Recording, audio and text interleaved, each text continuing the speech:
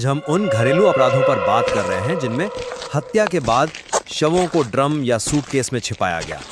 हमारे सामने जो जानकारी है वो भारत के अलग-अलग शहरों से ऐसे कई मामले दिखाती है। तो आज की चर्चा का सवाल ये है, क्या ये एक उभरता हुआ आपराधिक पैटर्न है या फिर ये सिर्फ अलग-अलग घटनाएं हैं जिनका तरीका संयोग से एक जैसा है? मेरा नजरिया ये है कि ये महज संयोग नहीं बल्कि एक स्पष्ट पैटर्न की ओर इशारा करता है। और मैं मानती हूँ कि इन अलग अलग दुखद घटनाओं को पैटर्न कहना मामले को ज़रूरत से ज़्यादा सरल बनाना है।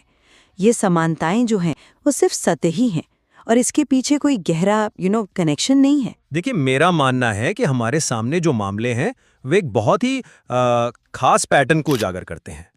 कर्नाटक हो, उत्तर प्रदेश हो या महाराष्ट्र, तरीका लगभग एक ही है। शव को प्लास्टिक के ड्रम या सूटकेस जैसी किसी चीज में बंद करके ठिकाने लगाना। और जो बात मुझे सबसे ज्यादा चौंकाती है वो है अपराधी का प्रोफाइल। इन मामलों में कातिल कोई पेशेवर गैंगस्टर नहीं बल्कि परिवार का ही कोई सदस्य, पति पत्नी या लिव इन पार्टनर होता है।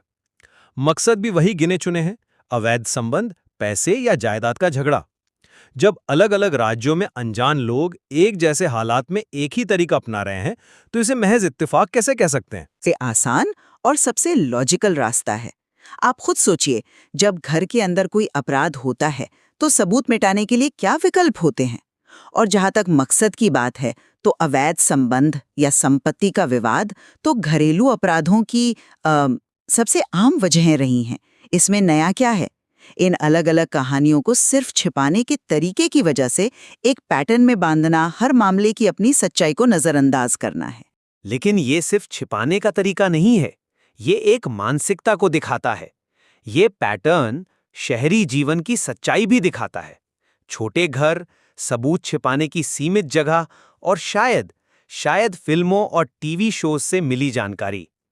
ये एक मॉडर्न शहरी अपराध का तरीका है जहां लाश को दफनाने के लिए कोई पिछवाड़ा या खेत नहीं होता। जब बेंगलुरु